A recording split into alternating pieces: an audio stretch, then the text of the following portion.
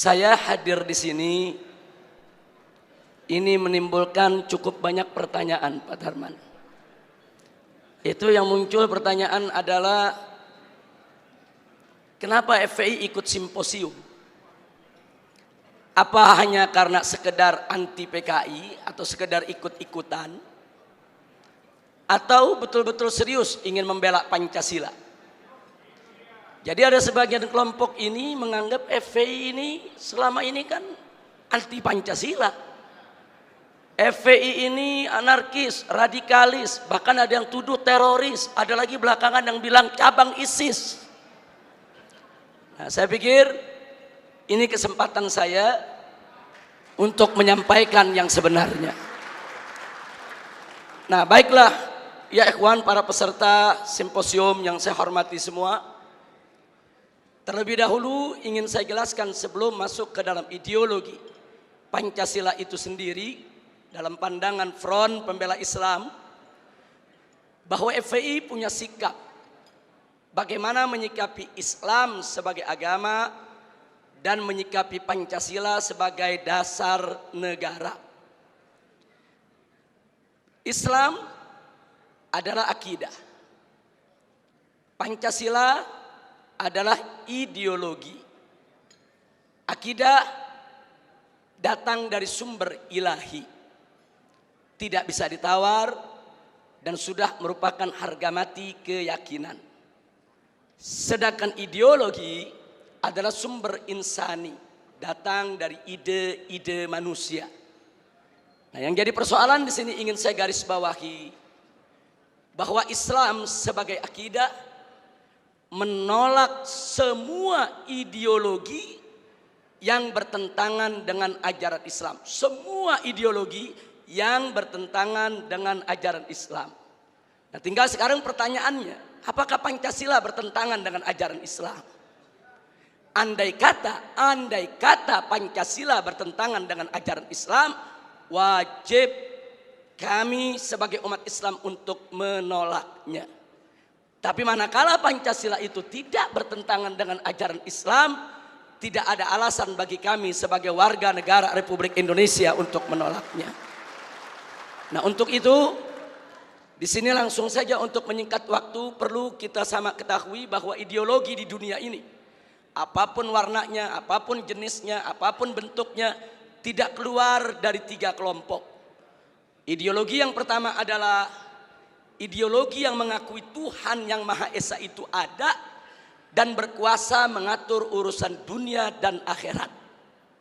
Sedangkan yang kedua adalah ideologi yang mengakui Tuhan yang Maha Esa itu ada, tapi dia tidak mengakui kekuasaan Tuhan yang Maha Esa itu untuk mengatur dunia. Bagi yang bersangkutan, Tuhan yang Maha Esa itu hanya untuk mengatur urusan akhirat saja, sedangkan dunia biar manusia yang mengaturnya. Sedangkan yang ketiga adalah ideologi yang tidak mengakui adanya Tuhan yang Maha Esa, apalagi mengakui kekuasaannya di dunia dan akhirat. Nah, tinggal pertanyaannya, Pancasila masuk kelompok ideologi yang mana? Untuk yang nomor 3 sudah jelas, di sanalah bercokol, yaitu kelompok ateisme, kelompok komunisme, leninisme, marxisme, yang memang mereka tidak mengakui kekuasaan Tuhan yang Maha Esa. Sedangkan kelompok yang kedua ini terkenal sekali, ini merupakan kelompok-kelompok sekuler sejati yang tidak ingin sama sekali menjadikan agama yaitu sebagai dasar pijakan di dalam mengambil kebijakan-kebijakan negara. Sedangkan yang nomor 1 ini bukan hanya sekedar mengakui Tuhan yang Maha Esa itu ada, tapi juga mengakui bahwa Tuhan yang Maha Esa itu berkuasa mengatur urusan dunia akhirat, sehingga segala kebijakan negara tidak boleh bertentangan dengan aturan-aturan yang datang dari Tuhan yang Maha Esa. Dan alhamdulillah, kalau kita memperhatikan pembukaan Undang-Undang Dasar 1945, di sana ditegaskan dengan tanpa keraguan. Begitu juga ditegaskan kembali dalam batang tubuh Undang-Undang Dasar 1945 pasal 29 ayat 1, bahwa negara Republik Indonesia berdasarkan ketuhanan yang Maha Esa. Dan pada pasal 29 ayat 2 ada jaminan dari negara bahwa tiap warga negara bebas untuk melaksanakan ibadahnya sesuai dengan keyakinannya masing-masing. Dengan demikian bahwa sesuai dengan pembukaan Undang-Undang Dasar 1945 dan batang tubuhnya bahwa Pancasila menganut ideologi yang pertama sehingga tidak bertentangan dengan Islam, bahkan harus diasuh dalam rawatan Islam. Jadi maksud saya diasuh dalam rawatan Islam, umat Islam sebagai mayoritas penduduk Republik Indonesia harus ikut secara proaktif, ikut serta di dalam menjaga Pancasila, merawat Pancasila, memelihara Pancasila. Jangan sampai Pancasila ditafsirkan dengan aneka ragam penafsiran yang diselewengkan. Nah, mudah-mudahan umat Islam seluruh Indonesia bisa memahami ini dan bisa ikut serta dilibatkan untuk menjaga daripada peninggalan para founding father selaku pendiri bangsa Indonesia. Amin ya rabbal alamin. Nah baik. Dari sinilah ingin saya katakan, saya tidak sepakat, sekali lagi terlebih dahulu saya sampaikan, saya tidak sepakat kalau ada yang mengatakan Pancasila itu pilar negara. Karena dalam Undang-Undang Dasar kita, Pancasila itu adalah dasar negara. Andai kata ada kelompok-kelompok yang tetap ngotot, ini bukan sembarangan pihak. Karena kemarin yang mengkampanyekan 4 pilar negara itu DPR MPR ke seluruh Indonesia.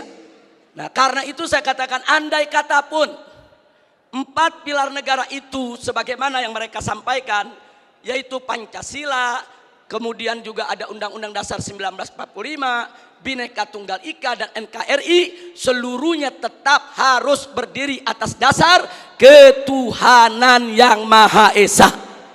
Sehingga saya berani mengatakan dalam forum ini, Indonesia adalah negara berdasarkan ketuhanan yang Maha Esa. Artinya bagi kami umat Islam, Indonesia adalah negara tauhid, bukan negara ateisme.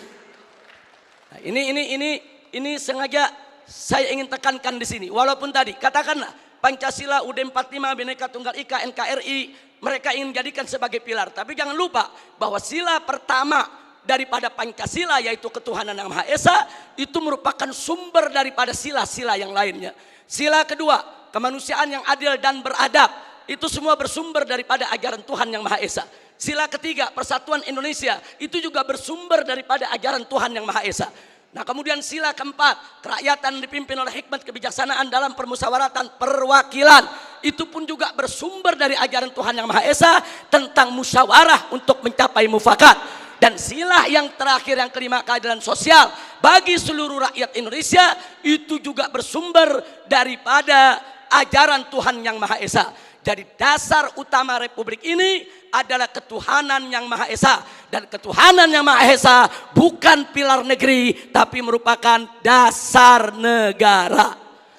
Mudah-mudahan Allah memberkahi kita semua. Nah baik, selanjutnya. Kalau bicara tentang ketuhanan yang Maha Esa, saya selaku dai, guru agama, juru dakwah untuk umat Islam, maka saya tentunya punya persepsi sudut pandang yang tidak boleh keluar dari ajaran Al-Quran dan As-Sunnah.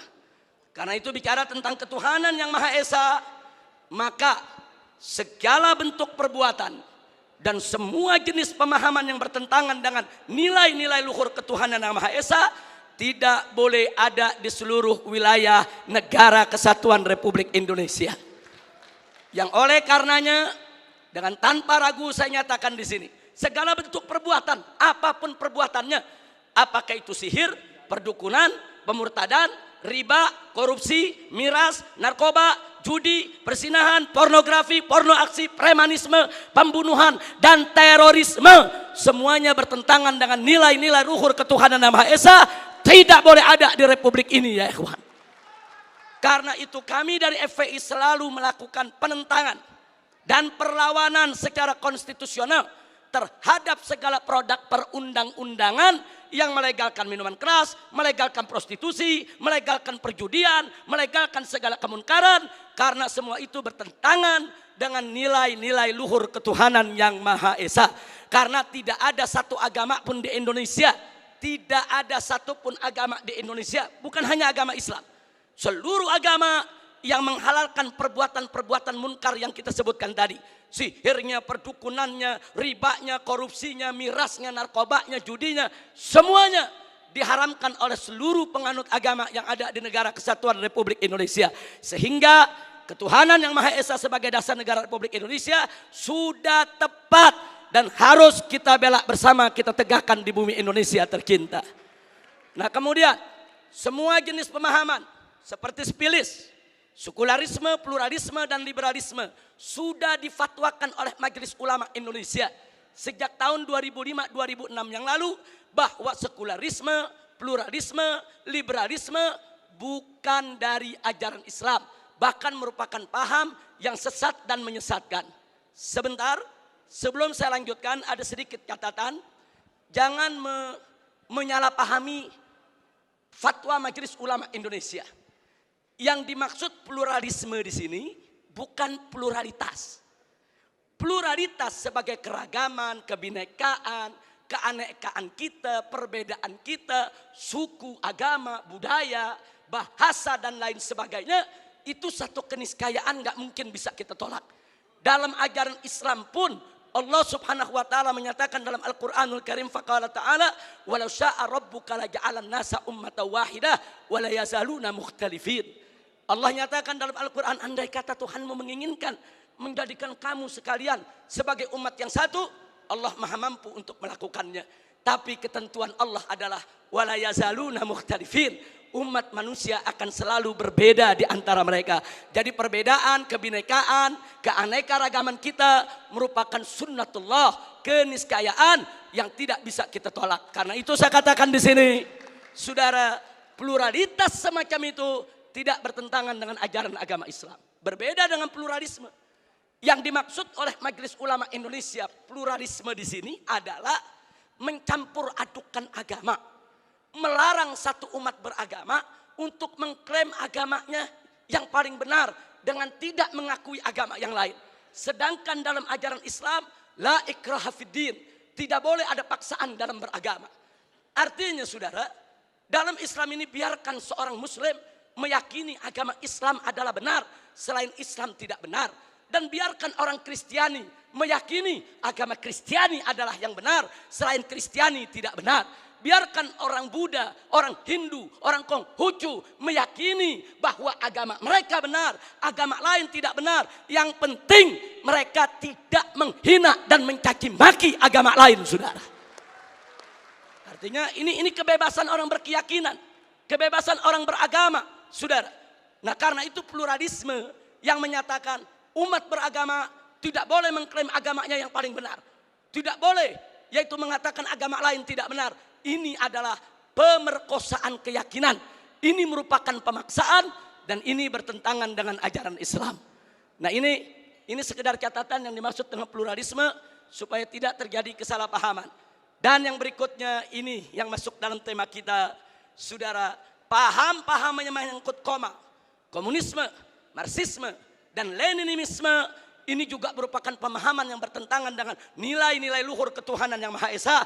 Sehingga paham komunis, marxis, leninisme tidak boleh ada di seluruh wilayah negara Kesatuan Republik Indonesia. Karena itu saya barusan mendengarkan apa yang dipaparkan oleh Pak Saidiman, orang tua kita, sepuh kita, luar biasa. Dengan usia yang sudah lanjut tapi punya semangat nasionalisme kebangsaan yang begitu tinggi untuk melawan paham-paham yang bertentangan dengan dasar negara kita, dasar ketuhanan yang Maha Esa. Mudah-mudahan Allah panjangkan umur beliau, diberikan sehat walafiat, taat ibadah, amin ya rabbal alamin. Nah, baik ya ikhwan, sekarang yang ingin saya sampaikan di sini, ada sementara pihak, maaf, kadang-kadang datangnya dari oknum pejabat sendiri, menina-bobokkan bangsa Indonesia dari kebangkitan PKI. Mereka mengatakan PKI sudah finish, PKI sudah selesai, PKI nggak bakal bangkit lagi. Itu cerita klasik itu, bohong itu. Nggak ada itu PKI bangkit lagi, udah finish, udah selesai. Saudara, propaganda semacam ini adalah propaganda yang menina-bobokkan bangsa Indonesia daripada bahaya gerakan komunis di Indonesia. Dan ini nggak boleh dibiarkan.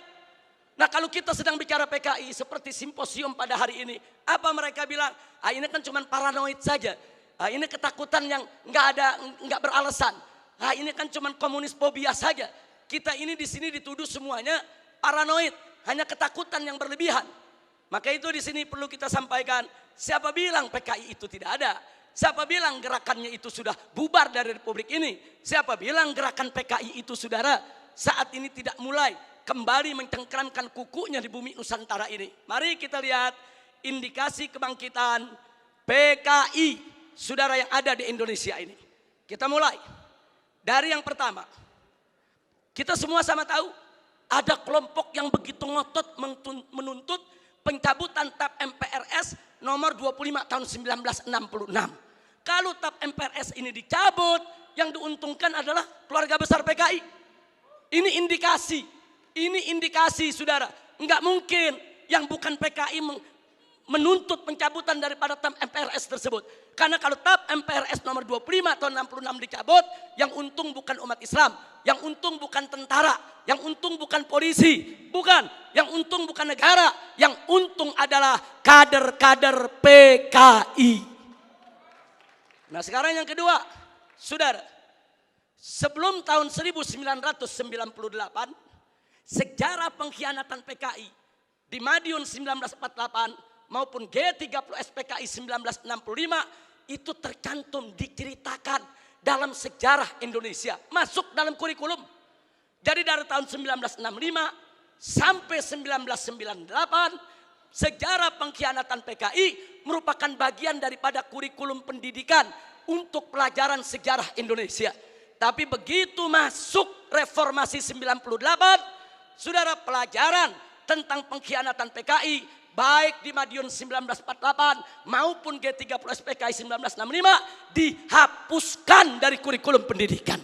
Saya bertanya-tanya, siapa ini manusia yang punya kekuatan bisa menghapus materi pengkhianatan PKI dari kurikulum? Ini bukan seorang biasa, saudara. Dia punya kekuatan politik, dia punya kekuatan ekonomi, dia punya kekuatan sosial. Kalau hanya rakyat jelata biasa, nggak mungkin dia bisa menghapus daripada pelajaran pengkhianatan PKI dari kurikulum pendidikan Indonesia, saudara. Dan dampaknya serius. Sejak tahun 98 sampai hari ini, saudara. Sampai hari ini, saudara, apa yang terjadi? Yuk mari kita lihat, saudara. Anak-anak SD, SMP, SMA yang di tahun 98, saudara, baru mulai mencicipi sekolah, mereka nggak dapat lagi pelajaran tentang pengkhianatan PKI. Jadi dari tahun 98 sampai hari ini, generasi muda kita yang umurnya sekitar 25 sampai 27 tahun, mereka nggak tahu apa dan bagaimana PKI, saudara. Saudara, ini kurikulum ini penting. Kurikulum ini membentuk daripada ideologi bangsa. Kurikulum ini membentuk pemikiran filsafat bangsa. Kalau sudah dihapuskan dari kurikulum, jangan kaget kalau anak-anak muda kita saat ini umur 20-an, saudara, 25 atau 27 ke bawah, tidak ada yang tahu PKI. Bahkan mereka merasa bangga pakai kaos dengan gambar Palu Arit karena ketidaktahuan mereka, saudara. Nah, lagi-lagi, saudara, tadi saya katakan, saudara, siapa ini pihak yang punya inisiatif untuk menghapus pelajaran tersebut, saudara? Kalau tadi orang tua kita Bapak Tri Sutrisno memperkenalkan kita begitu banyak buku luar biasa. Buku-buku yang dikenalkan oleh Pak Tri tadi semuanya buku bagus, Pak. Cuma yang jadi persoalan, buku-buku tersebut menjadi tidak efektif manakala tidak diajarkan di sekolah-sekolah. Buku tersebut menjadi tidak efektif manakala tidak dijadikan sebagai bagian kurikulum pendidikan Indonesia. Maka itu saya usulkan kepada simposium ini untuk kita bersama-sama mendorong sejarah pengkhianatan PKI 48 dan 65 harus dikembalikan dalam kurikulum pendidikan nasional Indonesia dalam materi sejarah Indonesia, saudara. Baik, sekarang kita lihat lagi, saudara. Yang ketiga, Sebelum tahun 98, saudara, televisi nasional khususnya TVRI setiap tanggal 30 September selalu memutar ulang film tentang pengkhianatan G30S PKI. So, hingga dari Sabang sampai Merauke, dari gunung sampai ke lembah, orang di kampung-kampung nonton film tersebut, saudara. Mereka tahu betapa biadabnya PKI, betapa zolimnya PKI, betapa pengkhianatan yang dilakukan oleh PKI. Tapi sayang sejuta sayang, setelah reformasi tahun 98 tidak ada satupun stasiun televisi sampai hari ini yang berani menayangkan kembali daripada film pengkhianatan G30S PKI, saudara. Ada apa? Siapa itu orang yang bisa nakut-nakuti televisi? Siapa itu orang yang bisa neken media televisi? Siapa itu orang yang menguasai media di kita punya negeri? Sampai media takut, nggak berani untuk menayangkan film itu kembali, saudara. Akibatnya dari tahun 98 sampai hari ini anak-anak muda kita, saudara, nggak lagi tahu bagaimana kebiadaban PKI. Padahal kalau itu, saudara, ditayangkan di televisi luar biasa. Luar biasa, saudara. Dari Sabang sampai Merauke se-Indonesia. Saudara, nah ini fakta. Ini merupakan indikasi kebangkitan PKI yang tidak terbantahkan. Omong kosong kalau ada mengatakan PKI tidak akan bangkit. Omong kosong kalau ada mengatakan PKI akan bangkit atau PKI ini sudah final tidak akan bangkit lagi. Omong kosong, saudara. PKI sedang bergerak. PKI akan bangkit kembali. PKI akan melibas kita semua kalau kita tidak merapatkan barisan dari sekarang, saudara. Mudah-mudahan Allah menyatukan kita semua. Baik, yang keempat, langsung saja, saudara. Kita tahu dulu sebelum 98 ada Litsus, penelitian khusus bagi pejabat publik di Indonesia, saudara. Seseorang ingin jadi gubernur, ingin jadi kepala daerah, apalagi mau jadi menteri, saudara. Ada penelitian khusus. Siapa dia? Bagaimana ideologinya? Apa keterkaitannya dengan PKI, saudara? Kalau terbukti ada keterkaitan dengan PKI, apalagi mengusung ideologi PKI, tidak akan pernah dilantik oleh negara sebagai pejabat publik, saudara.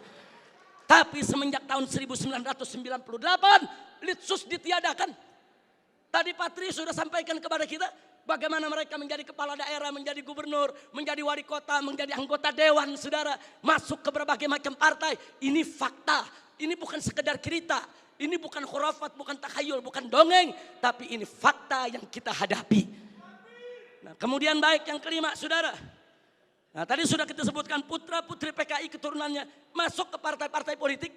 Masuk ke instansi lembaga-lembaga negara, saudara. Dan dari sanalah, saudara, mereka mempengaruhi kebijakan-kebijakan untuk keuntungan PKI. Baik, yang keenam, mari kita lihat lagi, saudara. Kita tidak boleh menutup mata. Sejak tahun 1998, begitu banyak buku-buku yang membela PKI. Dibagikan secara gratis, dijual dengan bebas di toko-toko buku, saudara. Enggak, pemerintah kita enggak mampu untuk melakukan tindakan apapun. Real, fakta, saudara. Bahkan ada satu anggota dewan, pimpinan satu komisi di DPR RI. Saudara, begitu bangga mengarang buku mengatakan dengan judul, "Aku bangga jadi anak PKI." Enggak sampai di situ. Bahkan dia karang buku lagi dengan judul, "Anak PKI masuk parlemen." Seolah-olah dia ingin meledek semua yang anti PKI. Manusia-manusia Indonesia yang anti PKI, ada urusan apa dengan kalian? Aku bangga jadi anak PKI. Bangsa Indonesia yang anti PKI, ada apa dengan kalian benci PKI? Ada apa musuh PKI? Aku anak PKI masuk parlemen dan aku bangga menjadi anak PKI. Inna lillahi wa inna ilaihi raji'un. Ini indikasi. Yang ngomong yang sebelah sana. Lanjut. Ini sudah atau saya lanjutkan ini? Sebab dapat teguran 1 menit lagi mesti selesai. Padahal saya bawa materinya 25 menit. Tapi dikasih waktu 15 menit. Saya mau tanya dulu sama peserta ini. Izinnya. Baik, supaya menyingkat waktu, Pak Tarman Azam, beliau kawan saya, Masya Allah. Salah seorang pimpinan PWI. Mudah-mudahan panjang umur. Amin ya rabbal alamin. Baik, berikutnya saudara, mari kita lihat yang nomor 7. Saudara, adanya usulan RUU KKR, Komisi Kebenaran dan Rekonsiliasi. Ini juga tidak lepas dari peran-peran untuk kepentingan PKI. Kemudian yang ke-8, bagaimana Komnas HAM, luar biasa, saudara. Berikut LSM liberal yang menjadi LSM komprador. saudara yang bersuara untuk kepentingan asing, juga mereka semua bersuara untuk membela PKI. Yang kesembilan, maaf saudara, ya ada bantuan Cina kepada Indonesia, berikut kompensasinya. Saya tidak campur urusan ekonomi negeri ini saudara. Tapi kalau sudah bantuan dari negara komunis Cina ke Indonesia dengan kompensasi tenaga kerja yang masuk Indonesia, wajib untuk diwaspadai saudara. Nah kemudian jangan lupa yang ke-10 saudara, ada beberapa parpol, bukan satu, yang terang-terangan mengirim kader-kadernya ke Republik Rakyat Cina untuk ikut pendidikan politik. Mereka dididik oleh Partai Komunis Cina, saudara. Ada apa? Ya, itu hak partai tersebut. Itu hak pribadinya, saya tidak ikut campur. Tapi saya sebagai bangsa Indonesia punya hak untuk mewaspadai partai-partai yang menjalin kerjasama dengan Partai Komunis Cina, saudara. Baik, saudara. Yang ke-11, di mana-mana ada seminar, ada temu kangen, saudara. Di mana-mana ada temu kangen PKI, seminar PKI saudara. Sementara saudara dari pihak aparat keamanan setengah hati untuk membubarkan mereka saudara. Berapa kali di Taman Ismail Marzuki mereka menggelar acara bikin kegiatan saudara. Ada bentrokan dengan gerakan bela negara, dengan laskar-laskar FPI di beberapa tempat saudara. Ada apa? Ada lagi anggota-anggota dewan yang merupakan kader PKI menggunakan kunjungan kerja mereka untuk membuka temu kangen kader PKI sebagaimana terjadi di Banyuwangi beberapa waktu yang lalu, saudara. Yang ke-12, pembentukan Ormas Orsospol yang berafiliasi kepada PKI, pemutarbalikan sejarah PKI dan lambang PKI, saudara. Saat ini di kalangan selebritis kaum muda dan maaf sampai Menko Polhukam. Maaf, harus saya sampaikan saudara. Begitu kami protes adanya kaos-kaos berlogo PKI, Pak Menko mengatakan saudara, tentara dan polisi tidak usah over, jangan berlebihan. Jangan kalau ada logo PKI dianggap PKI. Ini kan cuma tren anak muda. Logo PKI itu termasuk sosialisasi lambang PKI. Itu dilarang saudara oleh TAP MPRS nomor 25 tahun 66, dilarang juga oleh Undang-Undang nomor 7 tahun 27 tahun 99, dilarang juga oleh TAP MPR RI nomor 1 tahun 2003 dan dilarang oleh KUHP pasal 107 A, B, C dan D serta E saudara.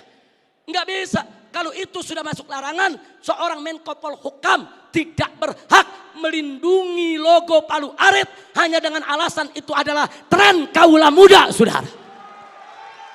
Takbir, Allahu Akbar, merdeka.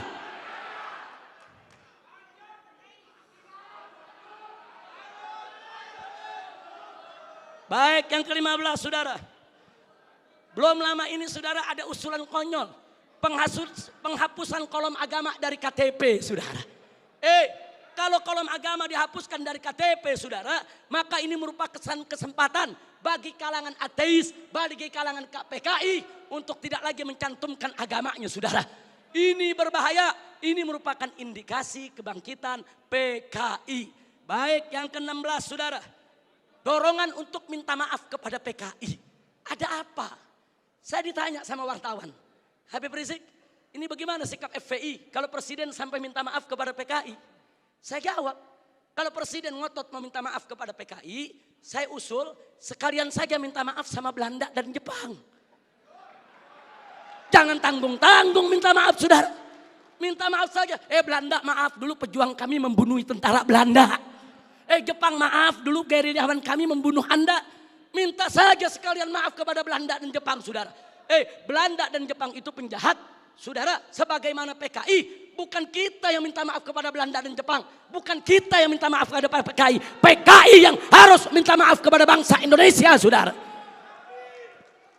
Baik, kemudian berikut yang ke-17, saudara. Maaf, sekarang ini ada jargon revolusi mental.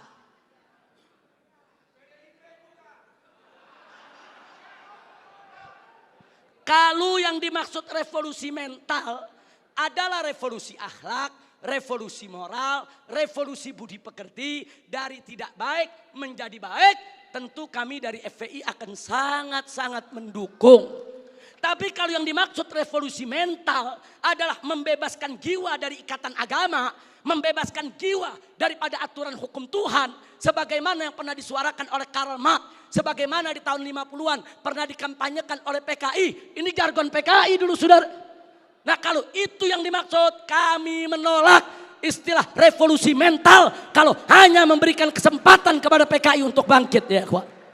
19, saudara, saat ini di beberapa karnaval, bagaimana tokoh-tokoh PKI, saudara, seperti Aidit, seperti Nyoto, saudara, itu dibawa-bawa, diusung-usung. Bahkan dalam karnaval peringatan HUT RI di Madura, saudara, di Sumatera Barat, kemudian di Jawa Timur. Ada apa kalau ini bukan indikasi kebangkitan mereka? Dan yang ke-19, saudara, maaf, beberapa waktu yang lalu juga ada simposium di Arya Duta. Saudara, ya tujuan pemerintah baik, dimontopori oleh pemerintah. Bagus tujuannya, saudara. Tapi sayang sejuta sayang, saudara. Saudara, ternyata simposium tersebut, saudara, hanya menguntungkan kader-kader PKI ketimbang kader-kader bangsa Indonesia sendiri, saudara. Nah, karena itu, saudara, yang terakhir, yang ke-20, saudara. Yang terakhir, saya sedih, kecewa bercampur marah. Begitu saya saksikan di ELC, saudara, Indonesia Lawyer Club, di salah satu sebuah stasiun televisi, saudara, ada tokoh yang mengatakan kalau PKI itu hanya korban. Kalau PKI itu korban, penjahatnya siapa? Kalau PKI korban berarti penjahatnya NU, penjahatnya Banser, penjahatnya Masumi, penjahatnya tentara, penjahatnya Polri, penjahatnya negara, saudara. Nah, maka itu, saudara, ya kalau korbannya PKI berarti penjahatnya Nahdlatul Ulama NU. Berarti penjahatnya Muhammadiyah. Enaknya, saudara, umat Islam ini dianggap semua sebagai pelaku kejahatan. Ini kita tidak terima. Kepadang Persatuan, kalau ingin simpatik kepada PKI itu urusanmu. Tapi jangan coba-coba mengatakan mereka korban. Itu akan menyinggung perasaan jutaan umat Islam di Indonesia. Baik, saudara.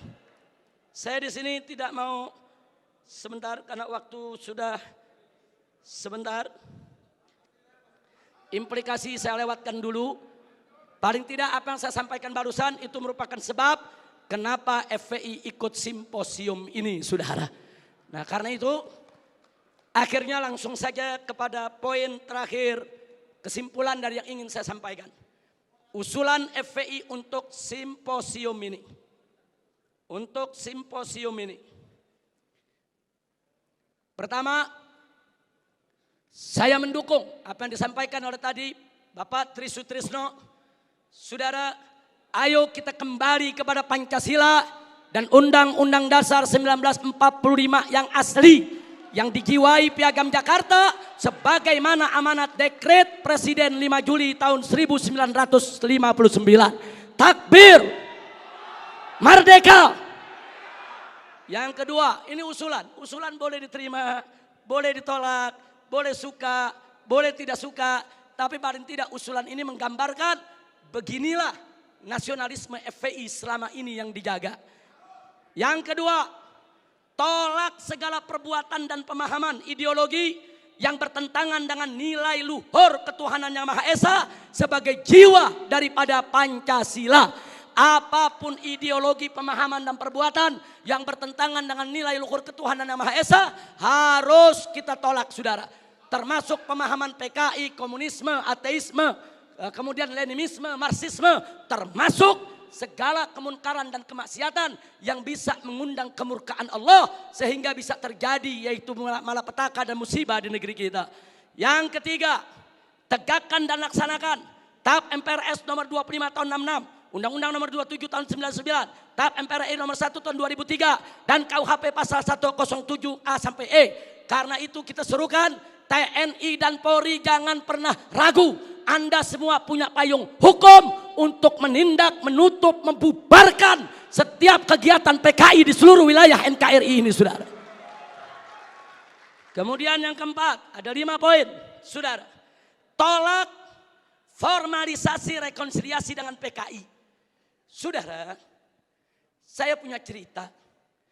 Di tahun yang lalu, 16 Agustus tahun 2015, kami Ormas Islam itu melakukan long march yang diikuti oleh ratusan ribu umat Islam dari Senayan, Sudirman, Tamrin sampai ke istana.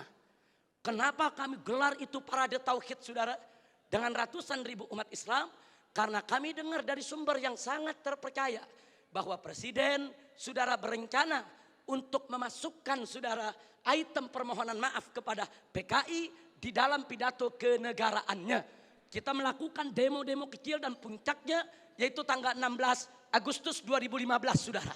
Nah, lalu apa, saudara? Di situ umat Islam sepakat kalau Presiden Jokowi tetap ngotot meminta maaf kepada PKI atas nama negara, kami akan serukan umat Islam, saudara, dan seluruh bangsa Indonesia dari Sabang sampai Merauke, kita turun ke jalan lengserkan siapapun presiden yang membela PKI, saudara.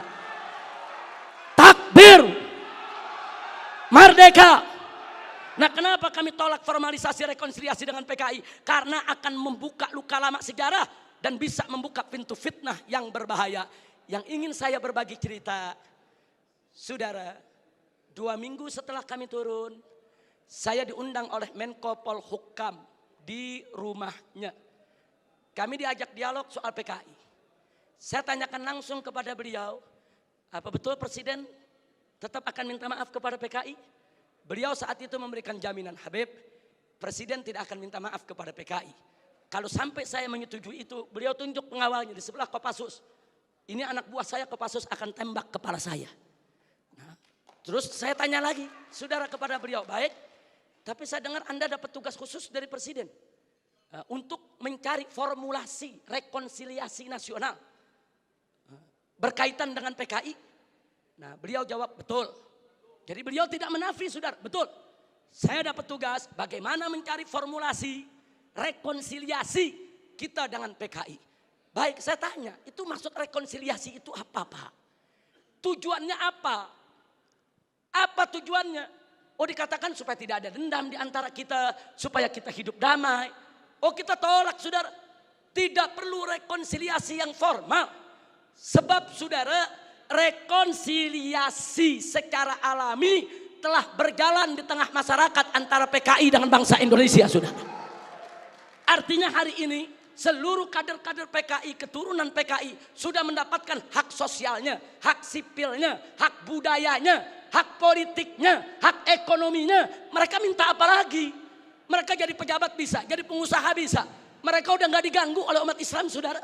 Itu rekonsiliasi alami, saudara. Tinggal kita minta kepada keturunan PKI tersebut, silakan kalian berkarya, silakan kalian ini berkarir, silakan kalian berjuang untuk bangsa ini. Tapi satu syarat, kami tidak akan ganggu kalian jadi pejabat, jadi bisnismen, jadi pengusaha. Tidak. Tapi syarat, jangan lagi bangkitkan ideologi komunis, jangan lagi bangkitkan partai komunis di Indonesia. Nah, tapi sekarang mereka minta lebih, mereka minta partai komunis dipulihkan kembali. Dan lebih kurang ajarnya lagi, saudara, mereka minta negara minta maaf kepada mereka. Ini rekonsiliasi macam apa? Maka itu rekonsiliasi yang diformalisasi oleh pemerintah, saya khawatir ini akan membuka luka lama sejarah. Dan ini bisa membuka fitnah yang sangat berbahaya, saudara. Makanya tepat yang dikatakan oleh Kiai Haji Salahuddin Wahid, cucu daripada saudara pendiri Nahdlatul Ulama beberapa waktu yang lalu, kalau presiden pemerintah ini sampai minta maaf kepada PKI akan melukai seluruh perasaan daripada warga NU. Dan saudara, lebih telak lagi yang disampaikan oleh anggota Dewan Pertimbangan Presiden, yaitu Kiai Haji Hasim Muzadi. Beliau sampaikan langsung kepada Bapak Presiden, kalau Bapak minta maaf kepada PKI, bukan hanya NU yang terlukai, seluruh umat Islam bangsa ini akan terlukai. Ini bahaya, ini negeri udah damai, udah tenang. Kita nggak ribut-ribut lagi soal PKI, saudara. Kenapa mau dikorek-korek lagi luka lama, saudara? Nah, karena itu, saudara, kalau ada usulan bongkar itu kuburan massal yang isinya PKI. Apa seluruh kuburan mau dibongkar? kuburan kiai-kiai, santri-santri, saudara, umat Islam yang mereka sembelih, apa semua mau dibongkar, apa semua juga mau dibangkitkan kembali, yaitu luka lama yang sudah ada. Ini pertimbangan tidak rasional, saudara. Karena itu kami dari FPI menolak formalisasi rekonsiliasi dengan alasan apapun, saudara. Tapi kami menerima kader-kader keturunan PKI saat ini dikembalikan hak sosialnya, hak ekonominya, hak politiknya, saudara. Kita terima, mereka bangsa kita, mereka saudara kita. Silakan hidup bersaudara berdampingan dengan kita. Dan mereka harus tunduk kepada Pancasila. Jangan lagi menghidupkan daripada komunisme. Sebagai penutup yang kelima, saudara, saya ajak semua yang ada di sini untuk menyerukan jihad konstitusional secara nasional melawan semua gerakan komunis dan neolib untuk selamatkan keutuhan negara kesatuan Republik Indonesia, saudara. Takbir, Allahu Akbar, merdeka. Itu saja yang bisa saya sampaikan. Hadiahnya Allah wa iyyakum ila siratal mustaqim. Wassalamualaikum warahmatullahi wabarakatuh.